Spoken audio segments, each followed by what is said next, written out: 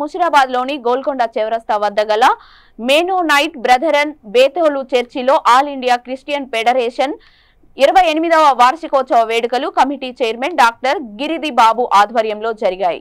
ఈ వేడుకలకు ముఖ్యులు, ప్రముఖులు, సభ్యులు, అధ్యక్షులు గద్దపాటి విజయరాజు హాజరయ్యారు। ఈ సందర్భంగా వారు మాట్లాడుతూ దళిత క్రైస్తవులకు ఎస్సీ హోదా కల్పించాలని సమావేశంలో తీర్మానం తీసుకున్నారు। దళిత క్రైస్తవులు రాజ్యాంగ హక్కులకు దూరమై ఆర్థికంగా, సామాజికంగా, రాజకీయంగా వెనుకబడి ఉన్నారని పేర్కొన్నారు। సామాజిక, సాంస్కృతిక కార్యక్రమాలు నిర్వహిస్తున్న పలువురికి అవార్డులతో సన్మానించారు। పాస్టర్ జోయల్ గుమ్మడి ఆధ్యాత్మిక సందేశం అందించారు।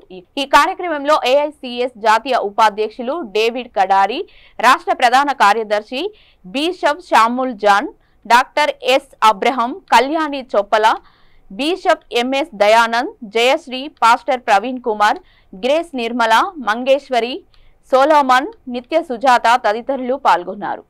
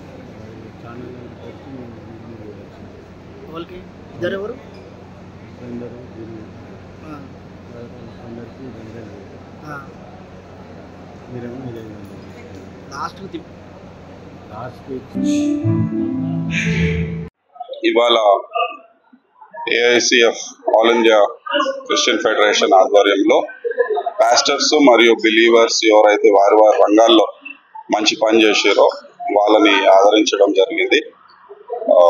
చాలా మంది ఆర్ఫనేజెస్ నడిపిస్తారు, అదే విధంగా చాలా మంది చర్చెస్ నడిపిస్తారు, సోషల్ సర్వీస్ చేస్తారు। అలాంటి వాళ్ళని గుర్తించి వాళ్ళ దగ్గర నుంచి అప్లికేషన్స్ తీసుకొని వారి స్క్రూటినీ చేసి షార్ట్ లిస్ట్ చేసిన క్రైస్తవులకు ఏఐసిఎఫ్ ఆధ్వర్యంలో ఇక్కడ గుర్తింపు ఇవ్వడం జరిగింది। క్రైస్తవ కమ్యూనిటీ ఎప్పుడు సొసైటీలో మంచి కార్యక్రమాలకి ముందుకుంటుంది।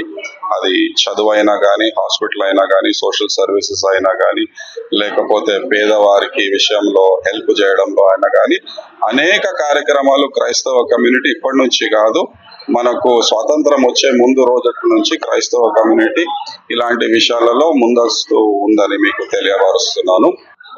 దళిత క్రైస్తవులకు కులం మారినంత మాత్రాన మతం మారదు అనేటువంటి ఒక న్యాయమైనటువంటి అంశం మీద గత 28 సంవత్సరాల నుంచి కూడా పోరాటం చేస్తా ఉన్నారు। ఇది న్యాయమైనటువంటి కోరిక। ఒక వ్యక్తి ఒక కులంలో పుట్టినంత మాత్రాన ఒక మతం అనేది విశ్వాసం। ఒక వ్యక్తి ఈరోజు క్రైస్తవుడు కావచ్చు, హిందూ కావచ్చు, బౌద్ధ మతం పోవచ్చు, ముస్లిం, ఇస్లాం తీసుకోవచ్చు, అది అతని విశ్వాసం, అతని హక్కు అంతే తప్ప కులం అనేది మారదు అనేటువంటి ఒక న్యాయమైనటువంటి ఇది చట్ట సవరణ చేయాలని ఈ యొక్క ఫెడరేషన్ గత 30 సంవత్సరాల నుంచి పోరాటం చేస్తా ఉన్నది। మరి జాతీయ అధ్యక్షులు విజయ్ కుమార్ గారు ఇటు విషయం సుప్రీంకోర్టులో కూడా కేసు నడుస్తా ఉన్నది। తప్పకుండా ఈ ప్రభుత్వం ఇది న్యాయమైనటువంటి ప్రభుత్వం।